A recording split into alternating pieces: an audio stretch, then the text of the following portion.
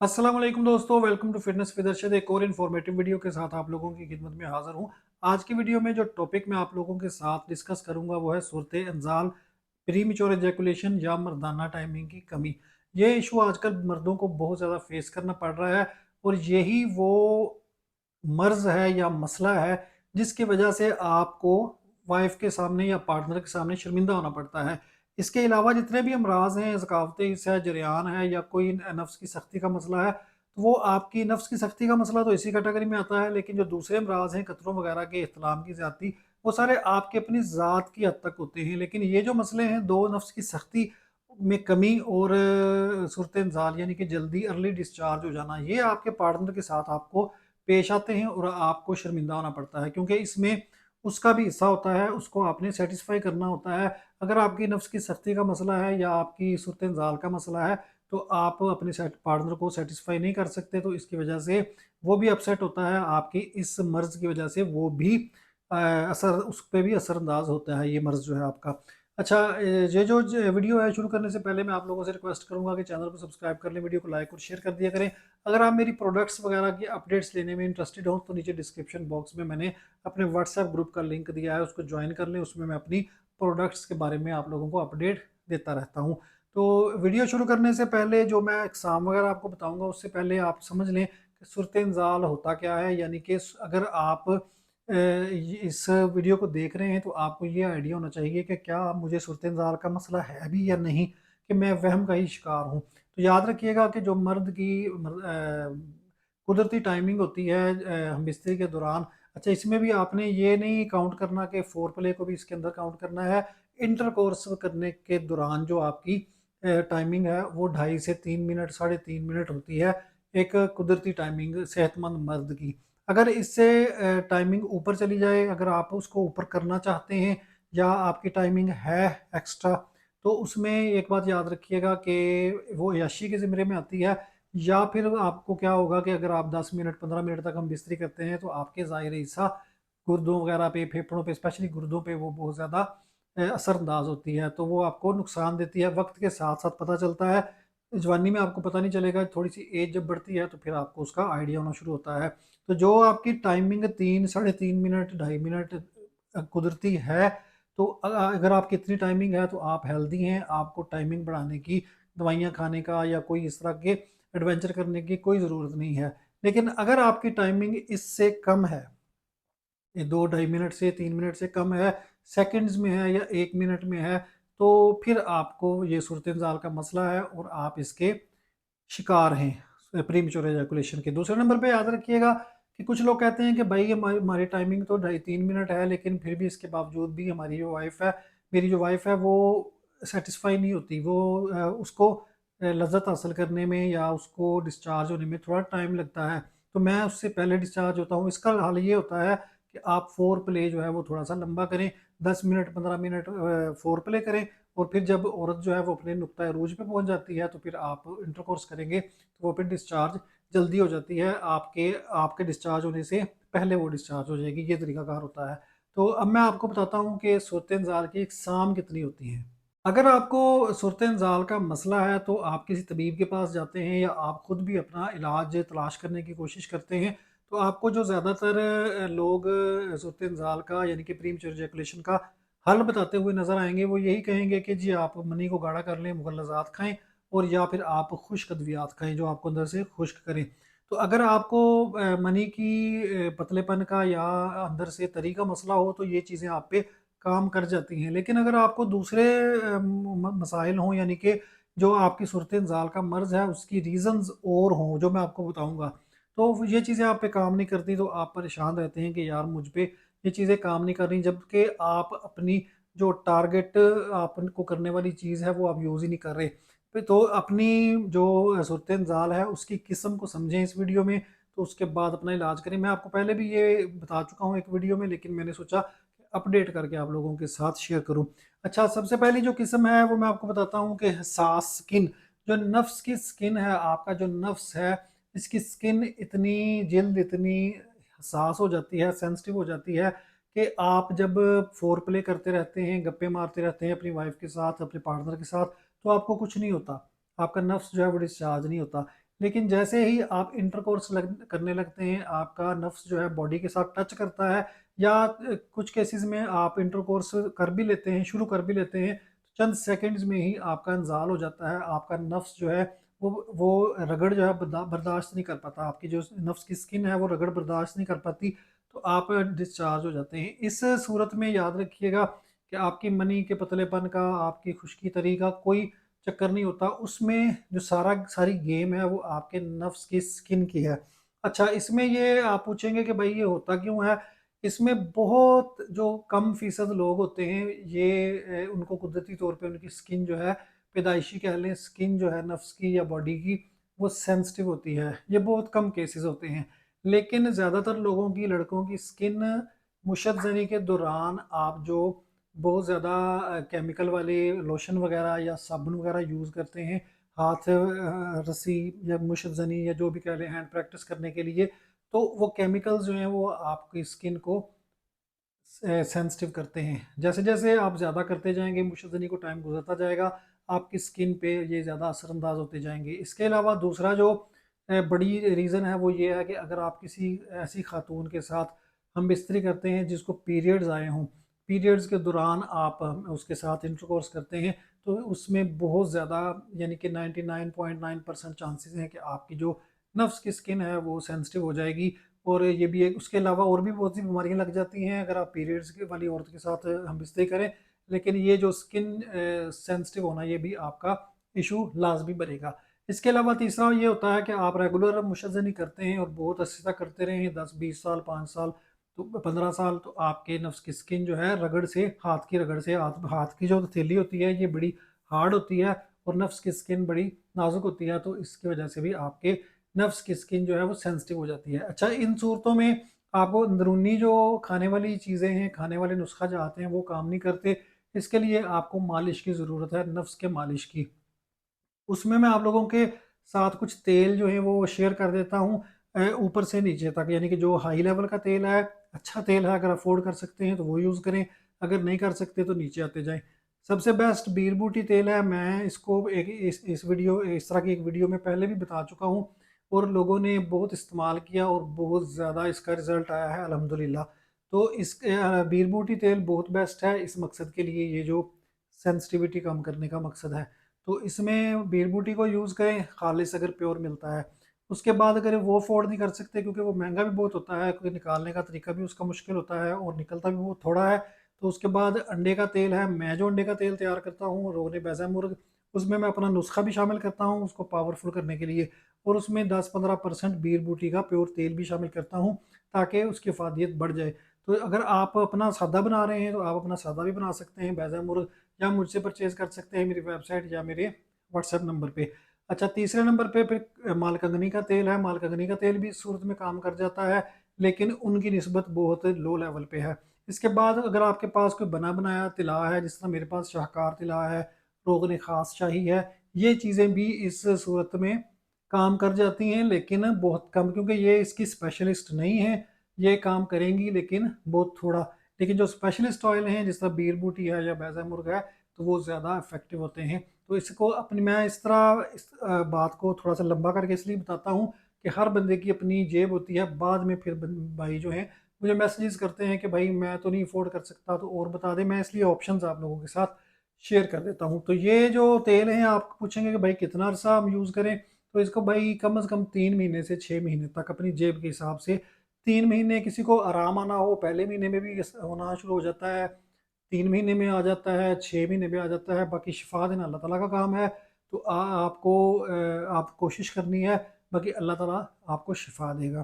तो अभी हम चलते हैं नेक्स्ट जो हमारा पॉइंट है उसकी तरफ। दूसरी जो वजह है हमारे सूरत-ए-इंज़ाल की, वो हो सकती है मनी का पतलापन। अच्छा, मनी का पतलापन अगर आपको पेश आ रहा है, मसला जो है आपकी बॉडी में है मनी के पतलेपन का, तो उसका आपको निशानियाँ ये होंगी कि वो जो सूरत-ए-इंज़ाल होगा, उसमें आप जब फ़ोर प्ले शुरू करेंगे तभी आपको हल्के-हल्के ड्रॉप्स आना शुरू हो जाएँगे, लेसदार मादा आना शुरू हो जाएगा, और आपके जज़्बात जैसे-जैसे गर्म होंगे, आपके जज़्बात जैसे-जैसे नुक्ता अरूज पे पहुँचेंगे, तो आप डिस्चार्ज होने के नज़दीक आना शुरू हो जाएंगे, क्योंकि आपकी मनी जो है वो पतली होगी और उसको, वो ऑलरेडी गर्म होगी, पतली होगी, तो वो कहेगी बस मुझे मौका मिले तो मैं निकलूं। तो उसमें, उस सूरत में इसमें ये भी आपको निशानी पता चल जाएगी कि आपकी जो मनी निकलेगी वो पतली होगी, गाढ़ी नहीं होगी, दूधिया नहीं होगी, ट्रांसपेरेंट टाइप की होगी या पीले रंग की होगी। तो इसका मतलब होगा कि आपकी मनी में गर्मी है, और पतली है। तो इस सूरत में आप जो है वो मुगल्लज़ात वगैरह यूज़ करेंगे। अच्छा, इसमें आप अगर इंटरकोर्स शुरू कर भी लेते हैं तब भी आपका जो इंज़ाल है वो जल्दी हो जाएगा, और फोर प्ले के दौरान ही आपका जो मादा है लेस्तर वो निकलना शुरू हो जाएगा। तो ये दूसरी जो किस्म है मैंने लिखी है मनी का पतलापन। इस सूरत में आपको कौन सी चीज़ें काम करेंगी? एक तो ठंडी चीज़ें जो आपके आपके बॉडी का टेम्परेचर जो है वो ठंडा करें, आपकी गर्मी को ख़त्म करें। क्योंकि मनी के पतलेपन की एक वजह गर्मी भी होती है, बॉडी में जो हरारत बढ़ जाए तो उस सूरत में भी आपकी जो मनी है वो पतली हो जाती है। तो एक तो गर्मी ख़त्म करें, ग़िज़ाएँ ठंडी करें, अपनी अपनी जो रोज़मर्रा की रूटीन है खाने की उसको चेक करें कि मैं कौन सी चीज़ गलत खा रहा हूँ, और साथ में आप मुगल्लज़ात वगैरह जो नुस्खा जात होते हैं जो लोगों ने शेयर किए हुए हैं, मैंने भी अपने चैनल पे काफ़ी मनी को गाढ़ा करने के लिए नुस्खा जात शेयर किए हैं, वो आप यूज़ करेंगे तो वो आपको उसमें फ़ायदा देंगे, या जो तबीब आप जिसके पास जाएंगे वो आपको उस हिसाब से जो नुस्खा है वो दे देगा। तो तीसरे नंबर पे तरी की ज़्यादती है। ये मैंने आपको वो साइकिल वाला जो मैंने वीडियो आप लोगों के साथ शेयर किया था, तो उसमें भी बताया था कि तरी की ज़्यादती हो जाती है, तो उसमें भी सूरत इंज़ाल आपकी बॉडी में आपको मसला उसका पेश आ सकता है।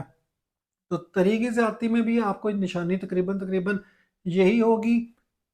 मनी पतली ना भी हो, इस दूसरे वाले किस्म में मनी पतली होगी तो आपको फोर प्ले के दौरान ड्रॉप्स वगैरह लेज़र मदा आना शुरू हो जाएगा। लेकिन अगर तरी की ज़्यादती होगी तो तरी की ज़्यादती में ये भी होता है कि आपकी नज़ला ज़ुकाम आपको रहता है, आपके जो सर पे जो खुश्की होगी वो डैंड्रफ ड्राई नहीं होगी, तेल ऑयली ऑयल सा निकलेगा अंदर से, और चेहरे पे भी आपके ऑयलीपन रहेगा ज़्यादा, और अंदर से आपके जो बॉडी है उसमें भी आप फील करेंगे कि जो जब आप फोर प्ले करते हैं तो आपके वो मादा जो है वो जल्दी रिलीज़ होना शुरू हो जाता है। तो इसमें भी ये आप तकरीबन सेम ये इसके मनी के पतलेपन वाली ही होती हैं, लेकिन इसमें तरी की ज़ाती में ये ज़रूरी नहीं है कि आपकी मनी जो है वो पतली होगी।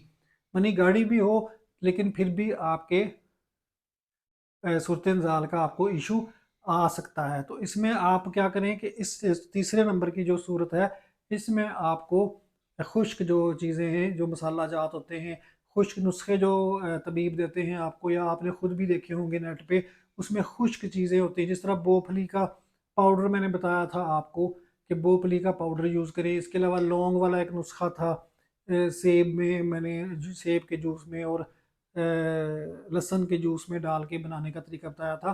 तो वो नुस्खे खुश्क हैं, और भी हज़ारों नुस्खे होते हैं, लोग भी जो तबीब हैं वो भी आपको खुश्क अद्वियात देंगे। तो उस सूरत में ये तीसरी जो किस्म है ये कवर होती है, खुश्की आपकी बॉडी में खुश्की पैदा करके। ये मैंने बताने का मकसद ये है कि एक ही नुस्खा जो है वो सब पे काम नहीं करता कि आप जाएँ और आपको सिर्फ़ मुगल्लज़ात ही दे दिए जाएँ या खुश्की दे दिए जाएँ। तो उससे अगर आपको ये मसला है तो फिर आपका मसला हल नहीं होगा। अच्छा, तीसरे चौथे नंबर पे ज़ाहिर ईसा की कमज़ोरी। एक बात याद रखिएगा कि ज़ाहिर ईसा जो है दिल, दिमाग, गुर्दे, फेफड़े, मसाना, ये जो बड़ी-बड़ी चीज़ हमारे होते हैं, अज़ा होते हैं जिस्म के, अगर ये कमज़ोर हो जाएँ, और ये कमज़ोर किस तरह होते हैं, एक तो हमारी नाक़िस ग़िज़ाओं की वजह से, और दूसरा मुशज़्ज़नी बहुत अर्ली एज से हम स्टार्ट कर देते हैं और बहुत ज़्यादा करते हैं, तो इन पे असर पड़ता है। तो जब इन पे असर पड़ता है तो ये सारा जो हम बिस्तरी की गेम होती है, ये आपके ज़ाहिर ईसा पे डिपेंड करती है कि आपके ज़ाहिर ईसा, आपकी जितनी क़ुव्वत मुदाफ़त जो है वो मज़बूत होगी, स्ट्रॉन्ग होगी, आप जितना ज़्यादा आपके ज़ाहिर हिस्सा जो है वो ताकत में होंगे, तो उतना ही आप लंबे टाइम तक हम बिस्तरी जो है वो कर सकते हैं। अगर आपके ज़ाहिर हिस्सा कमज़ोर होंगे तो उसमें सूरत में भी आपको ये सूरत-ए-ज़ाल का मसला दरपेश आ सकता है। इसमें इसका इलाज क्या है कि अपने ज़ाहिर हिस्सा को ताकत देने वाली चीज़ें यूज़ करें, जिसमें लबूब कबीर है, माजून रेगमई है, मेरे पास जो चीज़ें हैं वो मैं आपको बता रहा हूँ। मसाना की कमज़ोरी के लिए माजून फ़लास्फ़ा है। इसके अलावा और ताकत वाली जो माजूनें हैं, या माजूनें अगर नहीं भी हैं तो आप ताकत वाली ऐसी ग़िज़ाएँ जो आपके ज़ाहिर ईसा को ताकत देती हैं, कोई पाउडर बना लें। मैं इंशाल्लाह आगे आप शेयर करूँगा आप लोगों के साथ कोई ताकत वाले पाउडर बना के कि जिसमें आप ज़ाहिर ईसा को ताकत देने के लिए यूज़ कर सकें। जिस तरह सप्लीमेंट वगैरह होता है तो इस तरह की चीज़ें आप यूज़ करते हैं। इसके अलावा वाइटामिन्स होते हैं जो सप्लीमेंट्स मिल जाते हैं मेडिकल स्टोर वगैरह से। विटामिन सी और विटामिन ई डी डिफरेंट जो चीज़ों को टारगेट करते हैं किडनी को मसाना को। बेहतर वैसे यही है कि आप माजूनी वगैरह जो देसी हर्बल चीज़ें हैं वो यूज़ करें। लेकिन अगर किसी सूरत में आप नहीं कर सकते तो फिर आप उस तरफ भी जा सकते हैं अगर आपको अच्छे सप्लीमेंट्स वगैरह वाइटामिन वगैरह मिलते हैं। अच्छा, चौथी पांचवी जो चीज़ है वो मैं आपको बता दूं कि खौफ, कि अगर आपके अंदर आपके ज़हन में खौफ है, आपकी जो जगह है वो रिलैक्स्ड नहीं है, आपका ज़हन रिलैक्स्ड नहीं है, आप जो हम बिस्तरी करने लगे हैं, आप खौफज़दा हैं, आपको डर है, आप ज़िना कर रहे हैं, तो उस सूरत में भी आप अर्ली डिस्चार्ज का मसला आपको दरपेश आ सकता है। यानी कि अगर आप हम बिस्तरी भी कर रहे हैं, शादीशुदा भी हैं, तो घर में आपके माहौल इस तरह का है कि आप जो है वो डरे हुए हैं, आवाज़ ना बाहर चली जाए, कमरा छोटा है, या वाइफ़ आपको आप वाइफ़ को नापसंद करते हैं या वाइफ़ आपको नापसंद करती है, मर्ज़ी की शादी नहीं है। बहुत सी सूरतें इसमें आ जाती हैं। इसके अलावा एक भाई जो है वो बार-बार मुझे कमेंट करते हैं, आपने देखा होगा अगर आप पढ़ते हैं कमेंट्स, कि भाई मेरी एज निकलती जा रही है शादी की, तो मैं शादी इस वजह से नहीं कर रहा कि मैं जब दूल्हा बनूँगा शादी वाले दिन तो मैं कैसा लगूँगा और लोग मुझे देखेंगे, लोग मुझे देख के हँसेंगे। तो आप सोचें कि ये इस बंदे की ज़हनियत है, मेंटालिटी है कि लोग मुझे देख के हँसेंगे या लोग मुझे दूल्हा मैं बना कैसा लगूँगा। तो वो जब अपनी वाइफ़ के पास जाएगा हम बिस्ती करने के लिए, तब उसकी मेंटालिटी क्या होगी, तब उसके अंदर कितना खौफ होगा। तो अगर वो बंदा अर्ली डिस्चार्ज हो जाए, कपड़े उतारते-उतारते ही या टच करते ही, तो उसमें इन चीज़ों का कोई अमल दखल नहीं है। हो सकता है लेकिन इनका अमल दखल नहीं है। उसके अंदर का खौफ जो है वही उसको सूरत-ए-ज़ाल की तरफ लेके जा रहा है। तो अगर आप रिलैक्स्ड नहीं हैं, आप ज़हनी तौर पे मुतमईन नहीं हैं, आपके अंदर खौफ है, ये तमाम चीज़ें आपने देखा होगा कि जो यूरोपियन लोग हैं, ब्रिटिश लोग हैं, मैं इंग्लैंड में रहा हूँ तो मुझे पता है वहाँ पे लोग खुशबुएँ लगा के, पर्दे अच्छे खूबसूरत लगा के, नहा धो के, रिलैक्स हो के तो हम बिस्तरी करते हैं, तो उससे उनका उतनी ही जो परफॉर्मेंस है वो बढ़ती है। जबकि हमारे जो लोग हैं, औरतें जो हैं वो सारा दिन काम कर कर के थकी होती हैं, बच्चे संभाल-संभाल के थकी होती हैं, 20-20 बंदों को का खाना पका-पका के थकी होती हैं, पसीने की स्मेल आ रही होती है।